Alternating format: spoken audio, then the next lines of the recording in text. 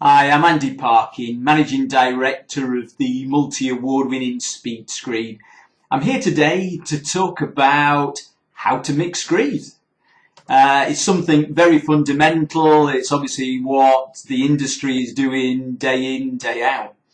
There are many types of screed on the market today, and it would take a long time to run through every single scenario with regard to mixing instructions.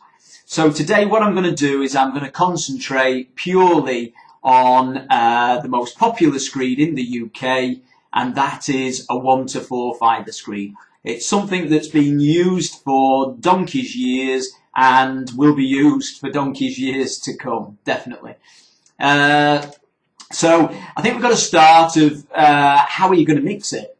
So really there's some definite no-nos. So the British Standard clearly states we're not to hand mix. So hand mixing is something that happens on, at some occasions, but it's not the way that anybody should be mixing. So it should be, it shouldn't be a shovel onto a board, turning the material over. Another thing that, is bad site practice and shouldn't be used is a free-fall mixer as well. So the free-fall mixer doesn't mix the screed correctly. You end up getting balls in your screed, and you're not getting the constituents mixed correctly in a good even distribution of the water, of the fibres, of the cement, etc. So what do we actually need to mix? Well, we need a forced action mixer. So if you imagine a paddle mixer that's forced action, so it's going to mix the screed evenly. It's not relying on free fall at all, and it's going to mix it well. So you can get electric versions, which are kind of portable. You may use them inside a building. There are some diesel kind of standalone machines as well. But I think generally the industry will use a screed pump on site. If it's been mixed on site, then it will be a screed pump. So there's a forced action mixer within the vessel of within the screed pump. So the materials go into there. When everything's mixed, it then pumps exactly where you want the material to be placed. Makes it nice and easy that you've then got it to work with, rather than having to possibly wheelbarrow as you would with one of the portable electric mixers. But either of those is satisfactory from a point of view of getting the mix mixed correctly. So if we start with the mix ratio, as it suggests, it's a 1 part cement to 4 parts sand. So 1-to-4, and that's by weight. So you're looking to put an even distribution of those materials in, so on a 1-to-4 ratio. So if you're putting 25 kgs of sand, you need to follow that, 25 kgs of cement, you need to follow that up with 100 kgs of sand. So you would start by, for each of the mixers, you'd start by adding half the volume of the sand into the forced action mixer.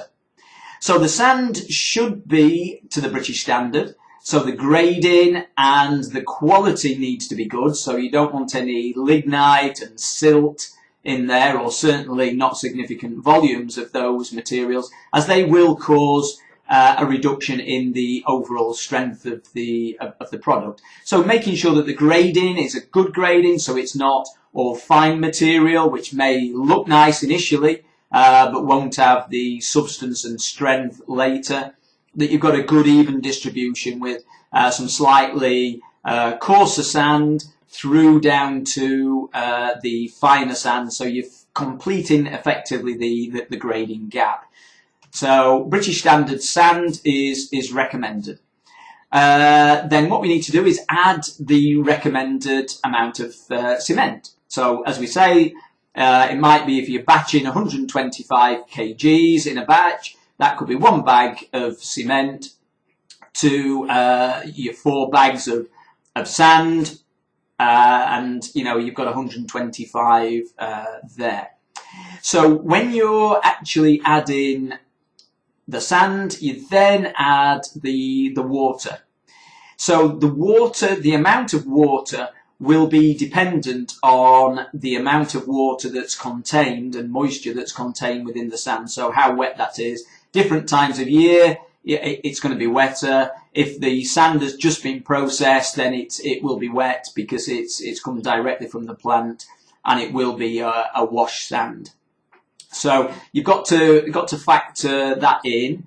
And generally, what you're actually looking for is a product which is effectively you can put in your palms and like make a ball of it. So it's not too slushy that there's too much water in. Too much water will cause excessive shrinkage and probably cause you shrinkage cracking. Not enough water will mean that it's difficult, it's going to be difficult to place, it's going to be very dusty, there's not going to be enough water in there to hydrate all the cement, so you're going to have issues on the strength side because it's not hydrating the cement. So once you've calculated the amount of water you need, you then want to consider polypropylene fibres. Now the fibres are placed in the mix to minimise shrinkage cracking.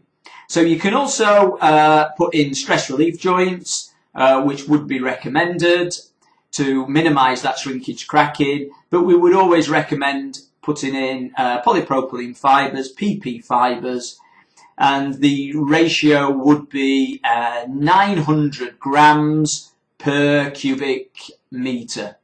So you'd obviously break that down dependent on the size of the mix that you're looking at. So you'd mix the two together, the water, and you'd make sure it was thoroughly mixed. You may at this point want to add any admixtures to the mix. So admixtures, that might be a plasticizer that's going to give it faster drying benefits. Plasticizers can also facilitate good finishing as well. You may want to have a rapid strength product, so it's either increasing the strength or you're getting an early strength gain, so you're able to load and traffic at a much earlier time. So they might be admixtures that you want to put in at this time, and they would go into the mix then. Once that's all in, you would then add the balance of the sand. So you're adding the other half of the sand. At this point, you can then start mixing. And what you want is the mix to be thorough. So you want the fibres to be distributed, you want the water to be distributed, the cement. It needs to be well mixed. Once you're satisfied with that, the screed is ready to go. So if it's a screed pump, press the button and it delivers it exactly where the screed is required. If it's a standalone forced action mixer, then it's discharged into a wheelbarrow and then wheelbarrowed into place. So I hope that explains how to mix screed. If you have any further questions, we'd be too pleased to answer those questions. So get in touch.